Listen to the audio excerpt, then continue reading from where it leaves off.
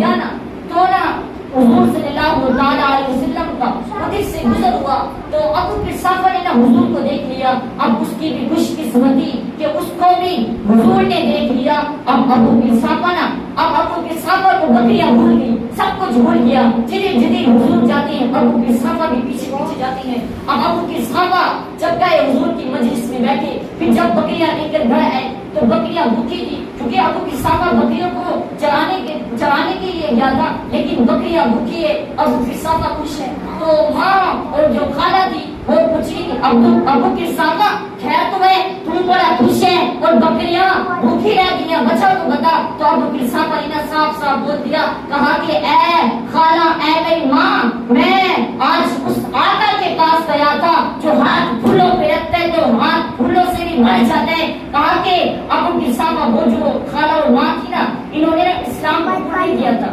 انہوں نے اسلام کو قبول نہیں کیا تھا. اور پھر وہ ماں اور خالہ نے نا ابو قحافہ کو روک دیا, کہا کہ آج کے بعد نا تو نے اس مجلس میں نہیں جانا, حضور کے پاس نہیں جانا. اب ابو قحافہ مجھے بتاؤ تو صحیح, ابو قحافہ پر کیا غصے ہوں گے اور حضور کی بارگاہ سے اس کو روک کر رہا ہے. اب ابو قحافہ جب جاتے ہیں بکریاں چرانے کے لیے, پھر اگر بکریاں بھوکی ہے تو اس کی ماں اور خالہ کو پتہ لگ جاتا ہے کہ یہ آج پھر حضور کی بارگاہ میں گیا ہے. اور ایک دن نا ابو قحافہ حضور کی بارگاہ میں گیا اور بہت پریشان تھے ابو قحافہ, تو حضور سے عرض کر دی, حضور میری ماں اور میری خالہ نا آپ کے در سے روکتی ہیں, آپ کے پاس پانی نہیں دیتی. تو کہا ابو قحافہ کے عرض کی, یا رسول اللہ وہ جو بکریاں ہے نا میری وہ بھوکی رہ جاتی ہے اور میری ماں اور میری خالہ کو پتہ لگ جاتا ہے کہ آج پھر حضور کی بارگاہ میں گیا ہے. تو اب ابو قحافہ, اب حضور نے فرمایا ابو قحافہ ایسا کر لے, تو بھی آیا کر, جو تیرے ساتھ بکریاں ہیں نا وہ بھی لے کر آیا کر. اب ابو قحافہ اپنے ساتھ بکریاں بھی لے گیا تو ابو قحافہ خود بھی گیا. اب حضور صلی اللہ علیہ وسلم نے نا بکریوں پر ہاتھ پھیرا, جب ہاتھ پھیرا نا تو بکری صحت مند ہوگی. اب جب گھر گئے, اپنے گھر میں گئے, تو اب وہ جو خالہ اور ماں تھی جب وہ آتا تھا تو بکریوں کو دیکھتی تھی. آج انہوں نے دیکھا بکریوں کو تو بکریاں بہت صحت مند ہیں اور ایسا لگتا ہے کہ آج بکریوں نے بہت کچھ کھایا ہے. ابو قحافہ بھی خوش ہے. اگر ابو قحافہ اگر حضور کی بارگاہ میں نہ جاتا تو یہ اس کے چہرے سے پتہ لگ جاتا تھا کہ آج حضور کی مجلس میں نہیں گیا. اور آج اگر یہ حضور کی مجلس میں گیا ہے تو بکریاں بھی پیٹ بھر کے کیسے کھا کہ بکریوں کا جو پیٹ ہے وہ بھی فل ہے. تو ابو قحافہ اور ماں اور خالہ نے پھر پوچھ لیا, ابو قحافہ مجھے لگتا ہے آج تو نے کیا عجیب حرکت کی ہے, تو بھی خوش ہے. جب بکریاں جاتی تھی تو کبھی بکریاں بھوکی رہتی تھی اور تو خوش ہوتا تھا, اگر تو خوش نہیں ہوتا تھا تو بکریاں صحت مند ہوتی تھی. آج بتا تو صحیح ایسا کیا انتظام کیا ہے تو نے. ابو قحافہ نے پھر صاف صاف کہہ دیا, میں حضور کی بارگاہ میں گیا تھا.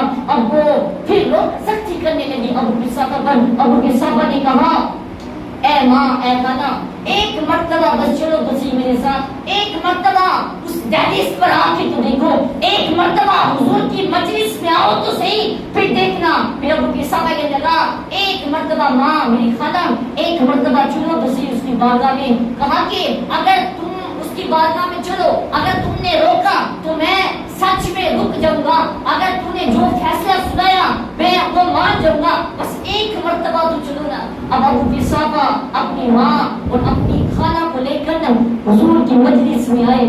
جب حضور کی مجلس میں آئے تو ابو قحافہ بے چین تھا, جب اب میرا فیصلہ ہوگا, کیونکہ ابو قحافہ کا جو مستقبل ہے وہ بھی حضور کے ساتھ جڑا ہے. تو ابو قحافہ کہتے ہیں ساری زندگی تو میں حضور کے ساتھ رہنا چاہتا ہوں. اب ابو قحافہ بے چین ہے, یار اب پتہ نہیں میری ماں اور میری خالہ کیا بیان کرے گی, کیا میرا فیصلہ ہوگا. اب ابو قحافہ جب حضور کی مجلس سے تشریف لے گئے نا تو ابو قحافہ بے چین ہے. تو جو ماں اور خالہ تھی نا وہ بول پڑی, وہ کہتی ہے, ماں آئینہ مثل ھذا الرجل احسن منہ وجھا.